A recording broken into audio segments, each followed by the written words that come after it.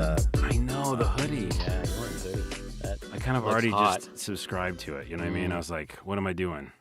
Either nice shirt or hoodie. Yeah. I went hoodie. I'm in campaign mode, so I'm wearing a nice shirt. Oh, you got to like... That's right. I got to look nice all And the time. campaign means go door to door? Yeah. That's... Straight up like, hey, I'm Steve. How are you doing? Yeah. I want to talk to you about that in a little bit. That Sure. seems just like a whole different world It is. that I think that a lot of people would like find fascinating. Well, I have to roll persuasion every single time. Oh my goodness, you started Huh? perfectly Thank you. nerdy. You're Thank welcome. you. Thank you very much. You're going to count the nerd cred points you get. Oh, good. So you have 5 nerd cred points already.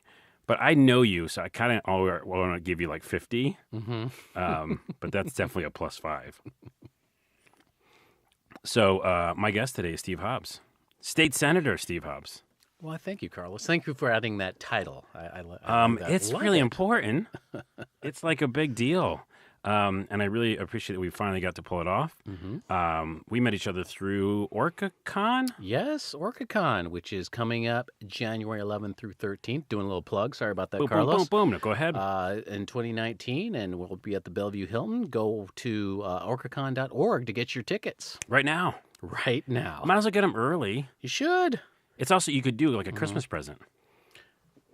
Bam. Bam. How That's about right. that? That is pretty cool. It's perfect because then you use it after Christmas and you still have you still get a gift. That's right. It's 3 days of gaming. Oh. Why would you not do that? Why would you not do that? So we met there last year, and I did a little podcast with you and learned about your love of board games, and we'll talk about that. Yes. But then as I'm leaving, I have your business card, and it says State Senator. I'm like, oh, also that. That's right. I don't think I knew that. I don't know if I knew that before. I think we had a little bit of small talk about what we do What to you actually do. Yeah. make kind of money, because doing this does not make a lot of money. You got to It's pay the true. bills, right? Yeah. We all have real jobs. We all have real jobs. But the thing is that they always say when you do something you love, that is your job because you love doing it, and I do. It doesn't feel like a job. That's right. And Trying to I do it think again. Yeah. Oh, you got to do it again. I know. We'll get into that. Thank you. So board games, you love board games. I love board games. I love this kind of renaissance of board games. Oh, it's great, isn't Is it? that? Am I right in that? That It's it's a kind of awesome. a coming back to. I think it's all stemming from crowdsource funding and Kickstarter is why you're seeing all this. And what's great is, and you're probably doing it in your podcast and my podcast, where we interview local folks that are putting out these games. It's awesome. Yeah. And then I worked on a podcast show with my buddy Dan Shu. I was going to say Brad Shu. Sorry, Dan. And he did this board game, and now it's a podcast called Going Analog. And he really reminded me of how awesome board games have gotten. Obviously, we grew up with Monopoly and stuff like that. Well, yeah. Yes. But just the complexity of some of these newer games, just so super cool. Well, and the fact that despite the fact there's digital out there and all the PC gaming and Nintendo and all that console gaming, analog is still rising in popularity. Right. It's an avenue that young people want to do because you want to actually socialize, which people accuse of this generation, and I have 3 of them in my household, that they don't want to socialize, and I'm finding that that's not quite the case, especially with tabletop gamers and our nerd community out there. They actually want to communicate with other people. Yeah, I mean, we actually saw that kind of as an aside with Pokemon Go, how everybody did come together, even though it was a digital thing. But that was a clever way to do that. You alluded to D&D, and I want to talk about that for a minute. That definitely feel like it has made a comeback as well. And, very positive, because pre-podcast, you and I were talking about how when we grew up, D&D was pretty much the devil's game. Yeah. Right. You had Mazes and Monsters that came out. You had an anti, D&D movement trying to suppress it. Yeah. Growing up, I'm sure you were the same way. It's you didn't tell people that you're playing D&D. Oh, right? no. That you're not proud of that, right? No, that was super nerddom. That's right. It's something you do on, quietly on Friday and Saturday nights while you're pining away at the fact that you didn't get invited to the party. parties. Oh, totally. Which, by the way, I'm really glad that that's the case. Yeah, because some of those parties are chaotic, and some of those parties are coming back to that's haunt right. certain people. That's right. So isn't that a beautiful way to not say what we're saying? Yes, and I am very grateful that I spent those Friday and Saturday nights you were playing in the D&D, basement. playing Axis that's and Allies funny. or whatever. Yes. So now we fast forward now, and it's okay to do it. In fact, Carlos, Wizards of the Coast did this thing in podcast of Waterdeep, and they did podcast of Foes, where they actually you pay $250 to watch people play D&D, and they fill the stadium. That is absolutely amazing, right? And what I love about D&D is it's open, it's about diversity, but it's about problem solving, bringing people together.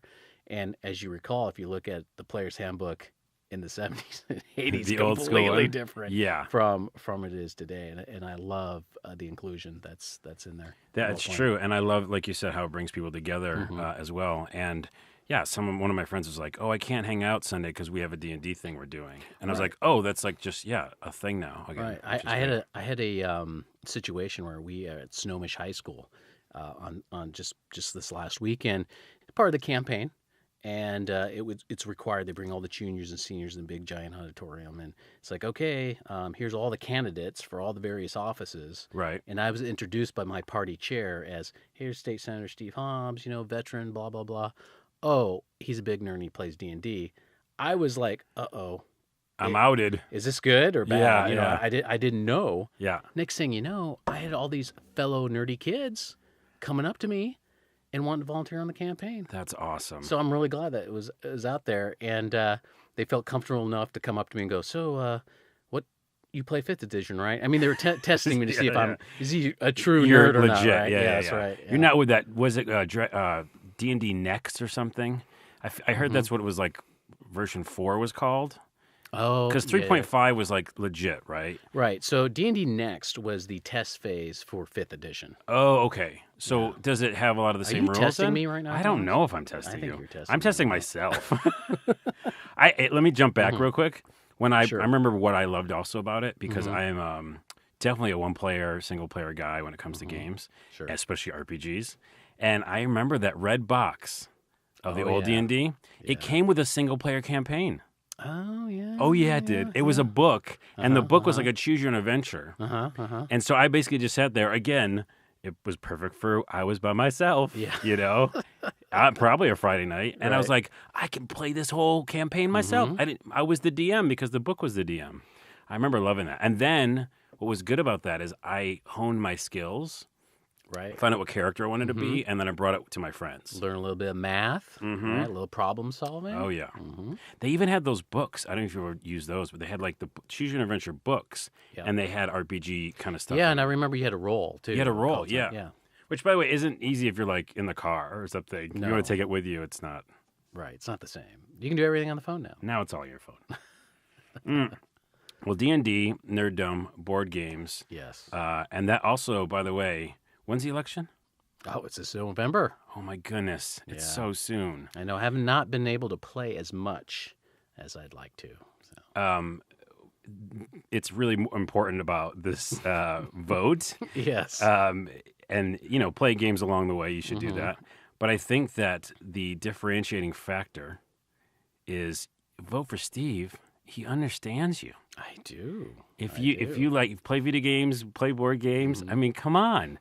We're talking about how we want to change the system. A lot of us younger people, too. Correct. I just threw myself as younger, but okay. you just go with it. Sure, yeah. But, like, I talk to a lot of young people, too, and everybody I talk to says, like, how do we change it up or support the stuff that can change it up, and basically speak for us, because a lot of people don't feel like they're getting, their word out there, and it's not being put, through to the government. Right. So, you're a man of the people, I'm going to say. Well, thank you very much. I'm probably the only legislator that has a Steam account, too. See, these are all cred points. That's another +5. All right. Thank you. Thank you very much. I already gave you 50 to start, so I think we're at 60 now. A lot of cred points. Fantastic. Card games. Do you play any of those as well? Are you? Like, is there a new game you're playing, or something you're into? Certainly. So this is a sad story.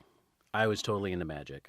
Oh, okay. Right? I was in the Magic the Gathering, and this is when Legends came out. So it was about mid-90s.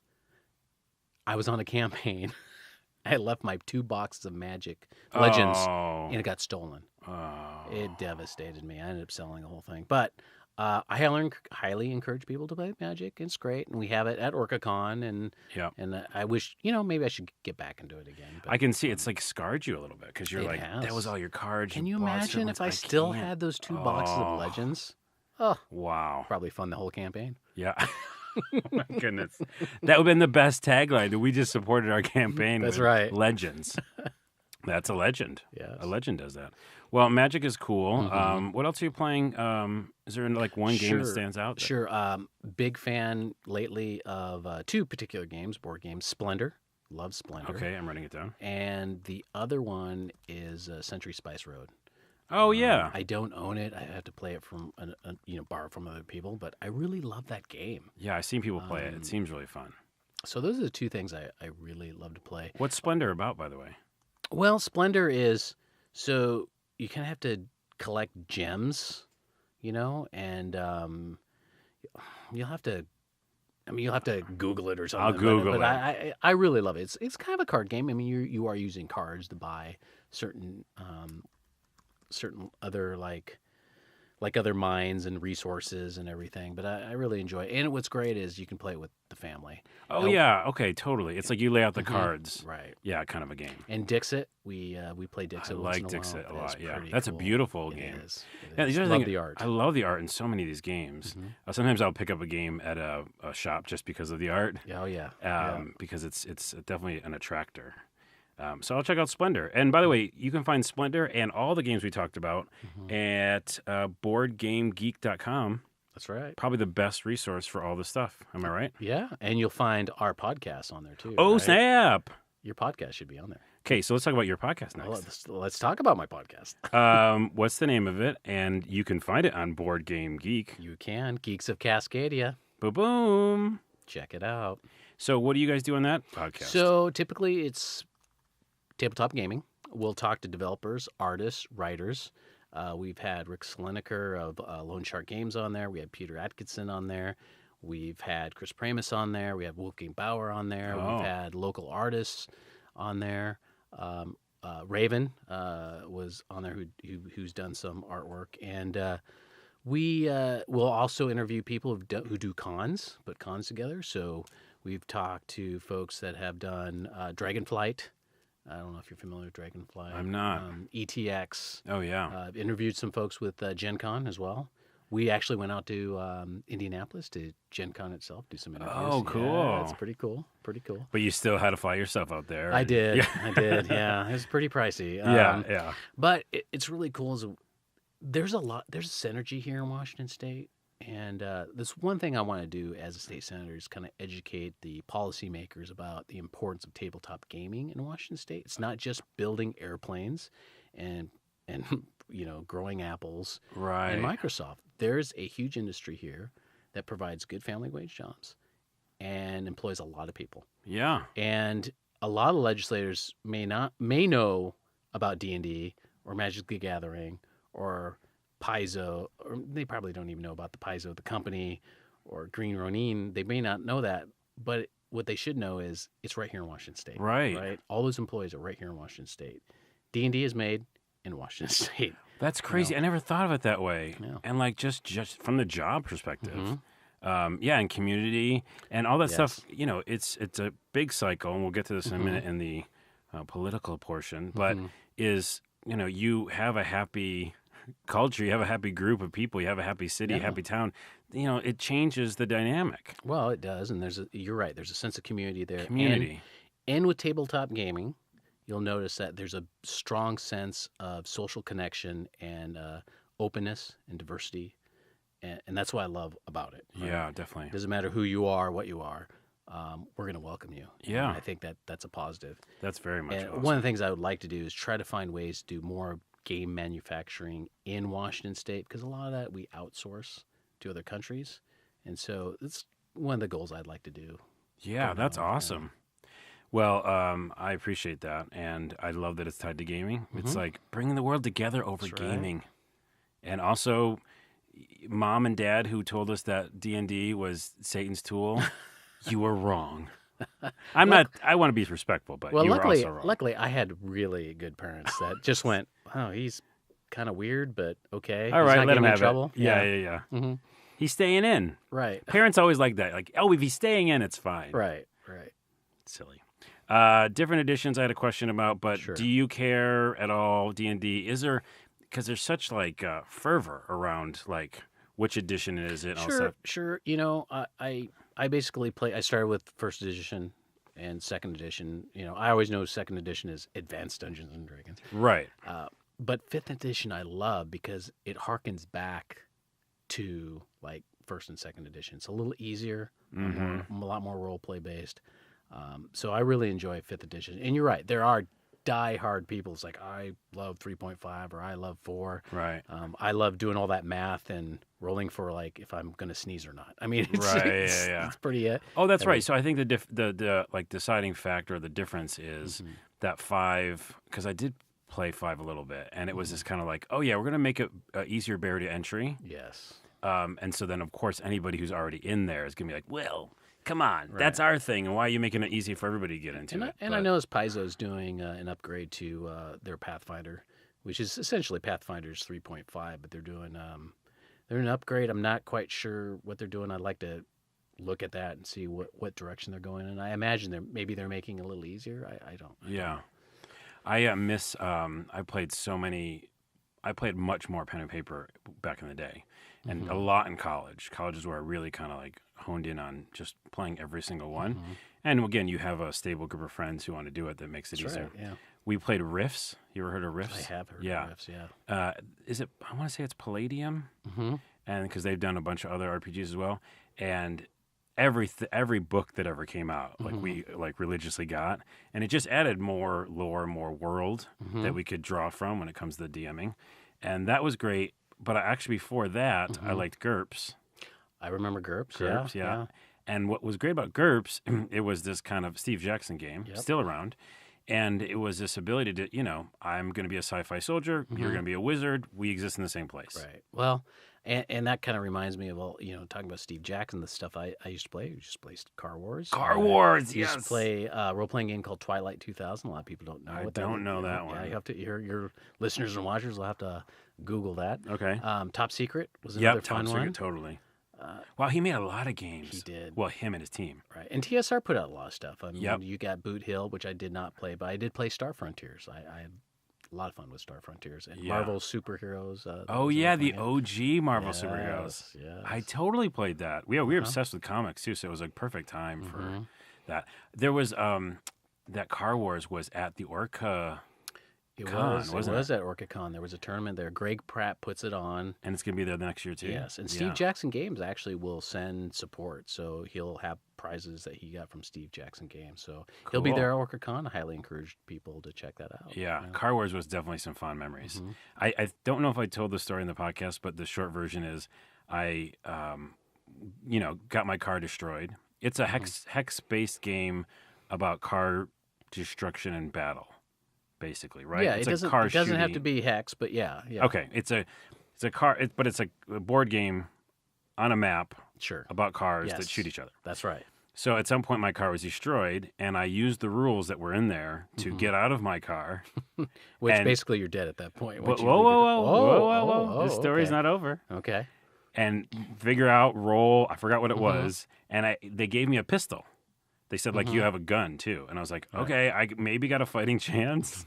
And I ran to a building, like a nearby building, and somehow made it with, whatever roll I did. Right. And I was in the building, shooting at the cars, 1 damage of their armor. And then I died. But it was definitely fun to try that. Yeah. It's hard to survive once you're outside your car. Yes. I don't know if anyone's ever done it, so I'm bringing it up. Yeah, no, that's good. It's the thing I did. And last thing about board games. Sure. Move on to other stuff. There's a game that I played that I'm going to ask the people listening if they've ever heard of it. I'm pretty sure no one has. It's called Lords of Creation. Wow, never. And it was Avalon Hill. Okay. So Avalon Hill, you do know. I do know Avalon Hill. They made tons of board games. Did they do Axis and Allies? So Avalon Hill bought the license from, who's the original? I could use the internet. Yeah, you have to do that. But, I don't know who originally. Maybe it was Hasbro. Maybe it's just Hasbro. I don't know. And then maybe Hasbro gave that to Avalon, but because they're owned by Hasbro. But Axis and Allies is a game that I just love. That's another board game I love. Yeah, it is super fun and super tactical. Maybe it was Milton Bradley that was originally. It's not saying it on here. Come on, Wikipedia. Someone will send you. Info to it. I've already known. Yeah. Someone's like tweeting me right now. That's right. Yeah, but anyways, that Avalon Hill made a ton of these war games. So a lot of it was more war focused. And then one day in my Twilight Game and Book Emporium in New York, they just showed up a fantasy game, and it was a big, huge box, and I didn't know what it was. But it was so great. It was so ridiculous. And it was the beginning of GURPS. It was, hey, who do you want to be? Right. Be any of them. That's right. And I just love that. Yeah. Well, I also remember those heavy chit games like Squad Leader and NATO. And, I remember those days too. Yeah, those did they take a while, or do I just think they took a while? No, they took a while. And I played a little bit of miniatures.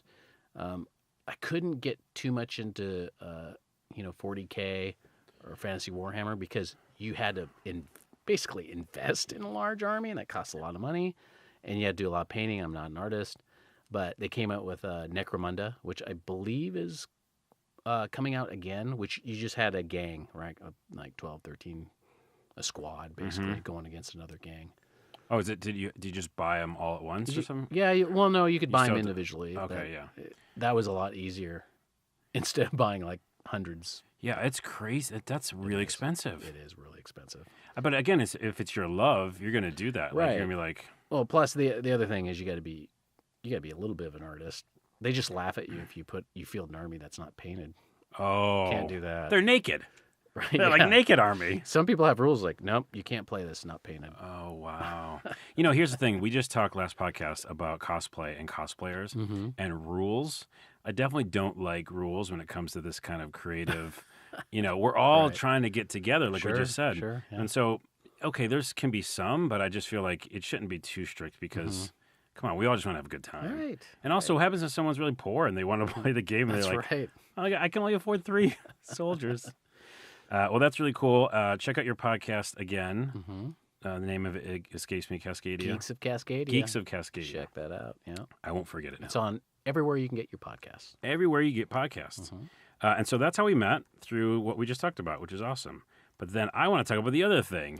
This whole state Senate business. Yes. You've been in there since 2006. I have been. Yeah, that's when I won the election. So technically 2007, but yeah. Okay. And how's it been? I mean, I have a bunch of questions, but how's work been?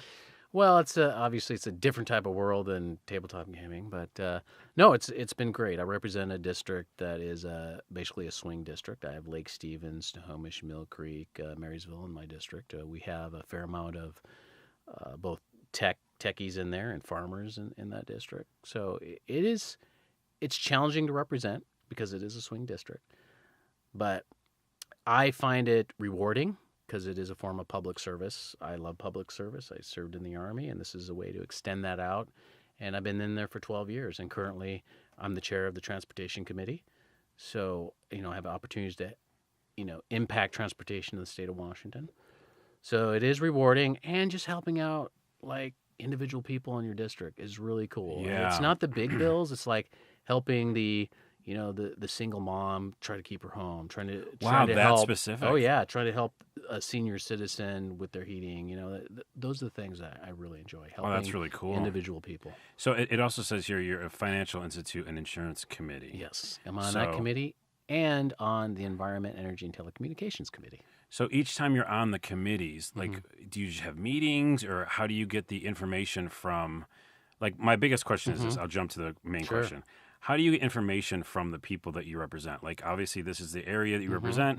They all want you to help them in different ways. You're on these different committees. Sure. What is the way that you get that information from them? So, number one, you just hear it directly. So, typically in a campaign, I doorbell thousands of homes, so I'll hear it directly from the voter. Email. Oh, yeah. Or they'll call me. So how many phone calls do you get? It depends on the subject, right? If you have a certain subject that is politically sensitive, you'll get tons of emails and phone calls. A lot of these are driven by special interest groups. So, for example, if there was a bill that was tied to some education policy, the teachers union will fire up their membership. I get a bunch of emails from them. Right. So it depends on what it is. And that's sporadic, right? It's It not is. like, there's not like one time that they No, maybe, it all comes in waves, and it depends on the bill that's being talked Interesting, about. yeah. And so, but like the thing you said earlier, like someone trying to save someone's home or maybe fix a highway or something like that. Does that come in also that same way? Yeah. I mean, you'll get sometimes just an individual saying, "Hey, how do I get this road paved?" or "How do I deal with this particular issue that's localized?" And sometimes I got to divert them to their city council member or county council member, but sometimes I can help them. One time, in fact, I had a friend of mine come up to me and said, "Steve, he owns a small mom and pop grocery store. He's like, I want to sell growlers." I was like, "I don't know what a growler is." Right. Right? I don't know what that is, and I'm putting gas in my car, and he's like, "No, it's like a gallon jug, and you could put beer in it." So, Yeah. well, just talk to the liquor control board. He's like, "Well, I did. They said they can't do it." So we passed a law to allow these mom and pops do it, and it was great because that fed into this whole drive of people being local brewers. Oh, right. Which tied to farmers having to produce more hops, and now Washington State is like the largest hop producer in the world. Oh, now, my goodness. I'm not saying that particular bill drove it. There's Right. a couple other factors, but it was interesting how one person kind of went up to me and told me about their problem, and we got that going. See, that's a good story. That is a and good it's story. also kind of a butterfly effect story. It is, yeah. And it is why, a lot of us in this country want this, this positive thing to happen because that's how quickly we can make good change as well. We might we might be seeing some changes that are happening that not all of us agree with, but the flip side of that is that we can, from that story, do the positive as well. And every person lives in a legislative district. Just call your local legislator, your local representative, your local senator. That they're going to listen to you. So say someone listening right now has like an issue, okay, and it's an issue that's not something simple, but it's a bigger thing. The first person they should reach out to before you is city council. Well, it depends, right? If you're dealing with, let's say, a traffic issue, right, and it's a city road, call your city council member. Right. Now, you can still call somebody like me, and I'll know, right? I'll go, okay, this is a city road, so what we'll do is we're going to direct your question to the right people. But you also be aware by doing that. But I'm also aware by that, right? Yeah. I consider myself like the help desk of state government, right? It's like going into like a store and you need the customer service desk. Right. I'm your customer service desk. Well, you're more for than government. customer service. I mean, come on. No, don't sell yourself short. But that is an interesting way to think about it because you're like that first line of defense almost in a way then, right? But it's so cool because I think a lot of people listening don't understand a lot of the processes. And, it's a lot of to not fault of their own. It's not, I feel like we need to do a better job of educating I think people how the process works. Right, and I think people underutilize their elected officials. They're there for you. 100%. Right? And if you're having an issue, go talk to them. Like maybe it's a permitting issue, it's a tax issue, or maybe it's like something serious, like you're in a horrible situation of domestic violence and you need shelter. Right? You can call your legislator and they can try to find those resources for you. Right. Well, I think it's important for you to be on this show to explain that to people because I feel a lot of people just feel like helpless and they don't know that those avenues exist and they don't know if once they do, try those avenues, if it would just be a closed door. Right. And it sounds like it's an open door more times than it isn't, and people just need to start using it. It is, and sometimes they can open doors for you, right? Right, exactly. Well, my other question was, how do you get something changed? I think we've kind of went over that, but you're essentially introducing a bill, right, based on whatever kind of issue that comes up. And those bills sometimes are, like you said, part of special interest and saying, like, hey, can you push this through for us? Right. Sometimes it's something small, like that growler bill, which ended up being kind of big, I guess, in the end. Or sometimes it's a major thing. Like I passed a bill that said that you had to have all-day kindergarten, right? That happened in 2007. This is why you can send your kids to all-day kindergarten. It's because of my bill. You're welcome. Yes, that's me. Ding, ding, ding, ding. Free daycare Wait, for you. so that's plus 5 senator points. Yes. Okay. Yeah. Thank you very much. Yeah, you're about 60 nerd points. Well, I am a 10th level senator, so that's good. Yeah. Thank you. That gives you like 97 nerd points, I think. So, and then the other thing I passed or helped pass is the transportation package of 2015. So, more transportation packages, or projects. But anyway, it's about doing the big things, but also don't forget about what your constituents want. Yeah. Right. And their needs. And sometimes it's not bills. Sometimes it's trying to give them the right avenue or direct them to the right agency to help them with their problem. Right. When I started thinking about this, I was thinking of Hitchhiker's Guide to the Galaxy. Oh, yeah. And do you remember there's a part in it where the aliens, I forgot their name, the big lumbering ones, said like, hey, we're going to destroy Earth, but the reason is we've talked to you about it a long time ago, and we had a little thing in the office, right? Yeah, and you should have seen it. We've already put a petition for this long time ago, but the petition's like locked away on some other planet, so we could have never gotten there. I sometimes feel like that's what the American people feel like. They're like, I don't know where to go. Like, it feels like Hitchhiker's Guide to the Galaxy sometimes. Yeah, and sometimes, unfortunately, people tune themselves out, right? They have a negative view of government, or government's not helping them, so they just kind of ignore it. Yeah. And, we just got to work on that and do a better job of reaching out. I think that's a great place for my last question, and it is somewhere in a job description for you and for state senators. It says, shares info with the public. Yes. I want to know how you do that.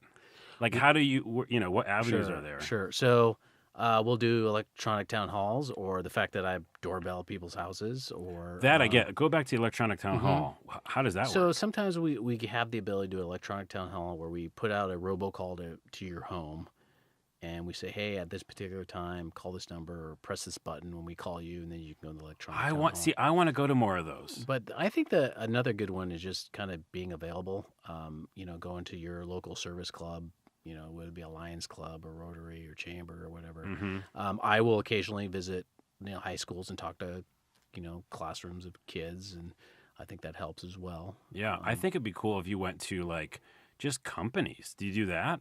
Yeah, I've been invited to companies to show up there, and we put out our own. We put our own mail newsletters. I do newsletters, and so hey, this is where you can contact me. Here's my phone number, here's my email address. Yeah. Well, I really appreciate what you do, and I appreciate more communication with this whole thing because, again, especially right now, which we'll get into a little bit right now, maybe. Sure. I just think it's just more important than ever to understand, the citizens, understand their role, understand how they can help government and how government can help them, and not just the negative aspects, like you said, because we do lots of times just not want to look at it anymore because we're so frustrated. Well, I hope we can get past this partisanship that's been going on. Right. That was one of my questions for you. Is that how do you feel about right now? Obviously, we don't need to dig down into too deep of a territory here, but my thought about just politics in general, I don't even like saying the word politics because I don't think it's that. I just think it's a lot of negativity. But I just feel like there's a line that has been crossed a little while ago where it just seems like common sense is gone. And of course, if you see somebody and they're acting terrible or, derogatory or being just awful, and it doesn't matter what kind of job they have, it seems like they get a pass sometimes. And I know I'm talking about specific people, but I think just in general, I mean, it's on online culture as well. And it just doesn't seem like, it seems like, where's the civility? It was there because I was part of it and we're part of it. Right. But I just feel like in politics, it's gotten just messy. I think part of it's driven by just by the change of having social media, the internet. You get to actually choose what kind of news you want, right? And so if you're a person's conservative, then you're going to I'm going to listen more Fox News, right? And if you're liberal, I'm going to listen to MSN. Well, the problem with that is you are filtered certain information, right? You're going to go visit only certain type of websites. You're going to consider everything else disinformation, right? Oh, that's not real. And I think that's kind of the problem right now, is that people are now stuck in these silos and are unwilling to listen to what the other side has to say. Right. Back in the day when you and I grew up, right? You had CBS, NBC, and ABC, right? And you had their news. Well, their news couldn't be filtered, right? Their news couldn't be like, well, we're just going to do conservative news or we're just going to do liberal news. You couldn't do that because you would lose market share. Now you can literally go to a certain news agency to get the news that you like. Right. And I think that is part of the problem that we have, is that people need to start stepping out of their little silo and start looking around, right? Yeah. And I think that if you did that and took a step back, maybe we wouldn't be so hyper-partisan. And maybe we wouldn't just dismiss information that comes up right away. Right. I agree with all that. I would say the only caveat is I guess lying has always been part of just, human nature, right? Yeah. But I just feel like there's been a lot of it lately that has been like, no longer was it sneaky lying. The short comparison is Nixon and Trump. Sure. And the Nixon era, it was just very much like, oh, what's he trying to get away with? And Watergate happened, and then he didn't get away with it. And that was the end of that, right? I think that because that was in our history, that informs my thinking about like, oh, a bunch of bold-faced lies are happening now, and where is the accountability for that? Because I do want to feel a part of the system, and the things we just said earlier, when I do and take care of my local town or city, and my senator helps me, and that's great. But then when it gets to a certain upper echelon, if that part doesn't feel like it's the same or isn't as accountable, then that's where that disconnect really bothers me. Yeah. And so that's the only thing I feel is like a little different, because I agree with you on we only had a certain amount of news, and we all kind of got the same stuff. And again, they didn't want to lose to their other networks. Yeah. So they better cover it. But now you can, social little bubbles. Right. So I agree on the bubble, but I think there's a little bit difference when it comes to just the weirdness of, do you know what I'm trying to say? Well, it's I don't know. Well, it seems like, why do we always have to make an insight check, right, on every piece of information that comes I guess in, that's right? It is kind of sad that we're in that world now. And I guess we just have to educate ourselves, right? I mean, really, it comes down to us. That's how this whole world is coming about. That's how news is being formed. It's the consumer. Yeah. And I think if everyone would just take a step back and really ask themselves, okay, am I just listening to one side? Right. Maybe I should listen to all sides. Or maybe I'm just listening too much. Yeah. That could be too, right? I'm receiving only one piece of information, and I'm just taking it all in, and I'm just gonna convert to this set of ideology, right?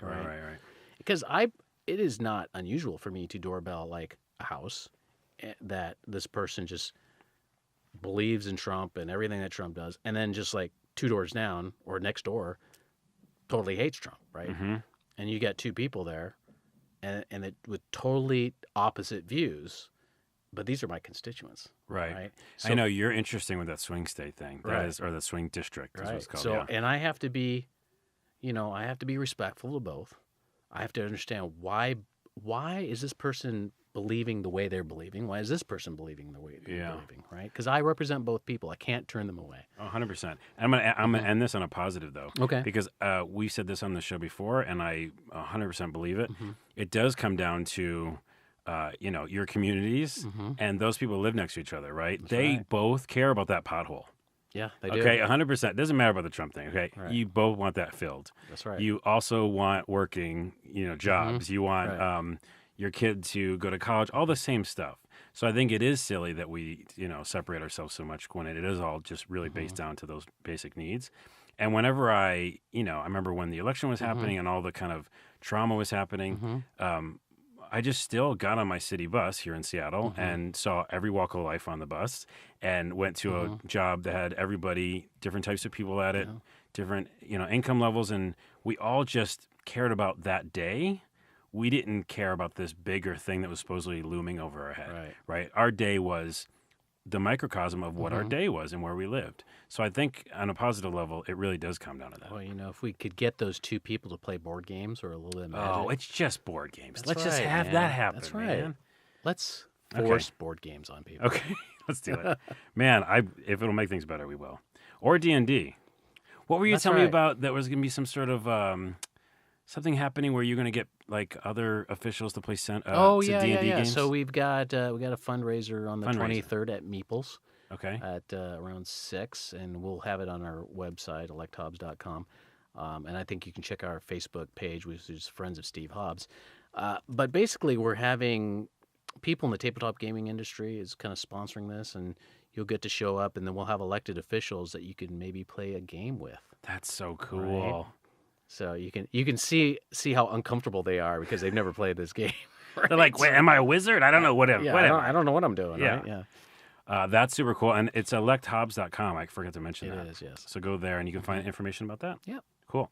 And also, what is your character? We forgot that before we leave that. Sure. What do you normally like playing as? So currently I'm the DM of a particular campaign, but the previous campaign I was a player and I was playing an Aasimar Paladin, and then I think in the next iteration I'm not going to be the DM, I'll be a player again, and we're playing the new Waterdeep Dragon Heist, which is coming out.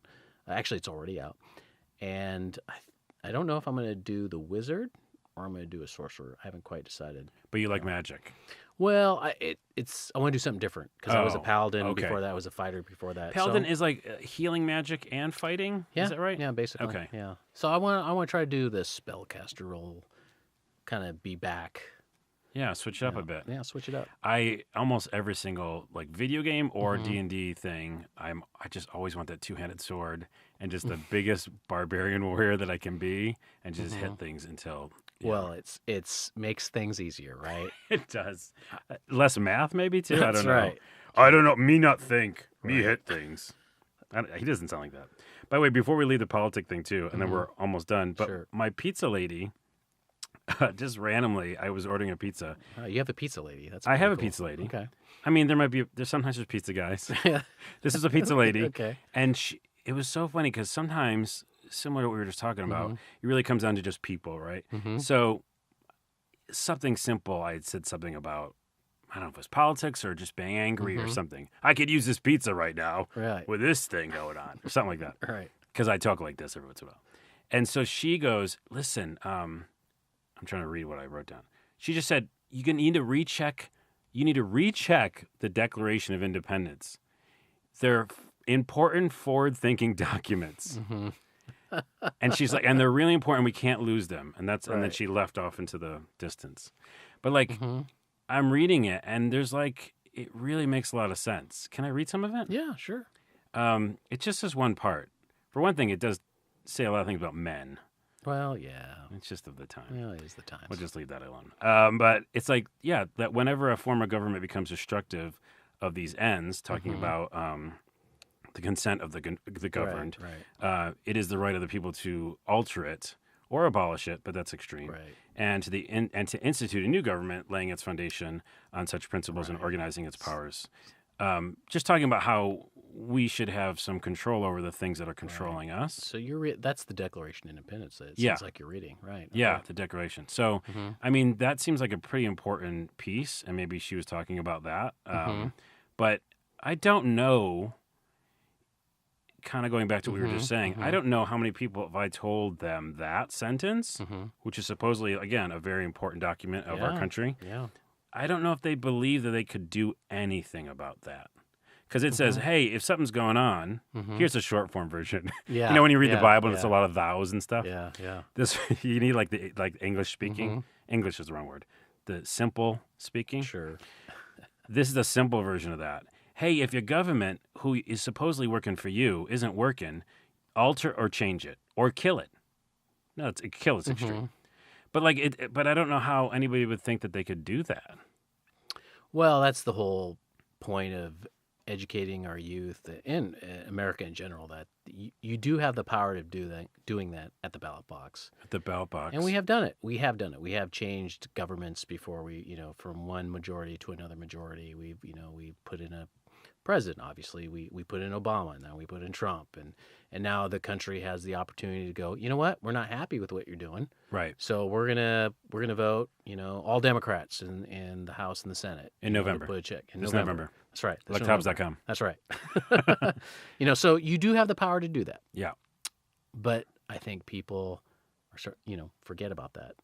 Or get dejected and or they think their vote doesn't count. They think their vote doesn't count, and their vote also their the bills that like you can push through, they make difference as well. Right. So I think that thinking about your connection to the council and the Senate that is around you, think of that as more of a positive way could help, and then you start getting that kind of reaffirming feeling of affection kind of for the government. Right, and for your state, and then it kind of goes over into make sure to vote, blah blah blah. So maybe that helps. I don't know. Well, and I can let the just inform the listeners, let the listeners know it doesn't matter who your electeds are, whether they be Republican or Democrat. They're going to listen to you. I haven't really met too many of them that are just like, I don't want to talk to you. I mean, most of them are going to want to talk to you, and they're going to listen to you no matter who they are. That's a really important distinction. Yeah, call them up. Email them. Yeah. I think it just comes down to like people are more approachable, and give people more credit than you give them. Maybe. Yeah.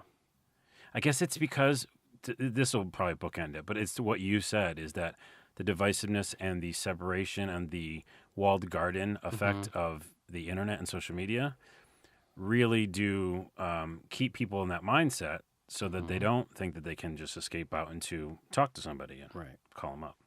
Well. You can call Steve. He'll listen to you. That's right. Steve Hobbs. And so will your other state senators. That's it, I think, all I had. Do you have any other things that you're into before I do have a question and answer, and then we're done? No, I think that's about it. Just I want to plug, of course, Geeks of Cascadia, and don't forget to buy your tickets for OrcaCon. OrcaCon. It's a Christmas present. Yeah. Questions and answers. I only have one question today. Okay. What's the oh no I had one question that wasn't finished, and it just what's the deal with ... Give me an answer to that. Sure. What's the deal with Waterdeep Dragon Heist? No. Like, okay. Wait, what were we talking about? I'm doing this all wrong. Okay. There's an actual question after this, but here's my question to you. Okay. I'm going to make you fill in. Oh, Lord. Okay. What's the question? So, like, what's something that you could say to yourself? Yeah, what's the deal with? Like, it could be anything, and then I'll answer it. I'm switching it up. Oh my gosh. Okay. I can come back to it. This is very difficult. Okay. I'll come back to that one. Think about that. Okay. If you could live in the world of one board game, which one would it be and why? Oh, man. Is that also I have to come back to? That's tough, man. I don't have a third question. I guess you know what? Century Spice Road, because then I can live the simple life of a spice merchant. That'd be awesome. All you're doing is getting some pepper and some paprika. That's right. You want some paprika? I got some paprika for you. Paprika's pretty good. Here's a little recipe for you for paprika. Yes. Do you like quinoa? It's okay. I'm sorry. Yeah, I've had it. You've had the good, like, it cooks. Is there a good kind? Well, there's a way to cook it, because I can do it pretty well. Oh, sounds like an offer for dinner, so that's great. Okay. I'll make this for you. All right. Okay, great. So it's quinoa, and it's got to puff exactly right, and you got to do it with the water and the steaming and whatever. And then you put the paprika and a little bit of salt and butter, and then you put that with some chicken and some broccoli. Interesting. It's like the perfect little, Anyway, Spice Merchant, that's your answer. Okay, what's the deal with? I don't know. You don't got one? I don't got one. I know it's horrible. I actually remember we made a video back in the day, and one of the characters said, "What's the deal with Ovaltine?" And that was the answer. So we're going to go with that. Okay. Have you had Ovaltine? No. That's before our time. Both of our times. I like cream of wheat. Okay. And I've had a lot of grits in the Army. Lots of grits. Let's talk about your Army thing for 1 second. Okay, sure. Now that you sparked my attention. Yeah. By the way, 30 years in the military. So. 30 years. Yes. You're National Guard still, right? I'm National Guard still, yeah. Kosovo, Iraq. I don't want to get into any negative stuff, but I mean, was some of it like some incredible moments? I tell you what, I've had a great military career. I started off in the reserves in 87, and I did that for a while. Then I went active duty, started off as an enlisted, in military intelligence. Actually worked for the NSA briefly. Whoa. Yeah. I was listening in on your conversation. You can tell me the secrets after the podcast. I'll find out. There you go. Yeah. Then I became an infantry officer, and that's where I went to Kosovo with a platoon for about 7-8 months, and ended up later on going to Iraq in 2004. And I got out. I wanted to stay in, actually. That the whole purpose of me going into the Senate was I wanted to continue my public service. Right.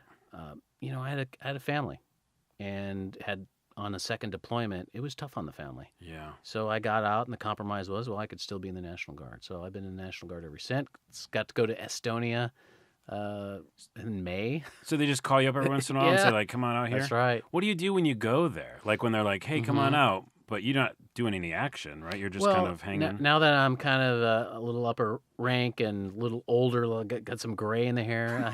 I'm getting some of that too. Usually I'm doing planning, or I'm in a command position, or right. Usually I'm doing a lot of that. But you still feel part of the whatever you're working on. Yeah, so that's absolutely. Pretty cool. Yeah. And I can see that that crossing over of doing that service, and again, service for the people. Essentially, that's what that is.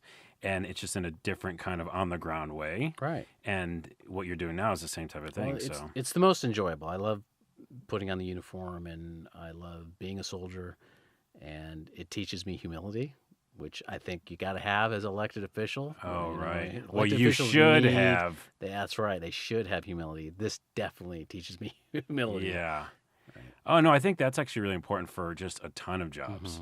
I was going to say this one thing, but I'll save it. I don't know if I should go into it. It just, in general, I'll say this. This is Carlos's words only. Steve Hobbs is not part of what you're saying. But with the Kavanaugh thing, if you have that thing like in the hearings that were just recently, if you break down and lose your crap like that, that's just bad for any job interview. It is. So I think we can kind of agree on that. Like if I was a job interview and I did that, I wouldn't get the job. Right. You have to have poise. Yeah. Right? Poise, humility. I mean, and especially being in the military and being in very stressful situations, I've learned to, try to remain calm under stressful situations. Right. Have my bearings. Try not to make a irrational decision based upon the stress and the emotion that's going on. I wish more people were like you, Steve Hobbs. I really do. Steve, thanks for being here. Yep. Thanks a lot, Carlos. Go to electhobbs.com. It's November. The vote is happening. We're all going to make a difference. Yes. And you can do that with your vote. Please vote. I'm ready to vote online. You can do that, right? That's what it's. You can't. Not yet. That one you can't? No. Can you do any voting online? Very specialized circumstances, usually if like you're deployed. Okay. That's a whole other discussion. You cannot vote online. Yeah.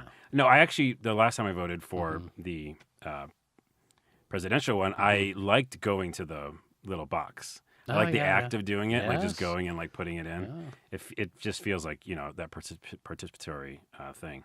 But yeah, that is a whole other discussion we won't get into, maybe some other time, about online voting, popular vote, because I think that is a there you go interesting topic. All right, Steve, thanks so much. And Onawa, O-N-A-W-A is my Twitter. A Lot of Things Pod is our Twitter for the show, and youtube.com/C/A-lot-of-things.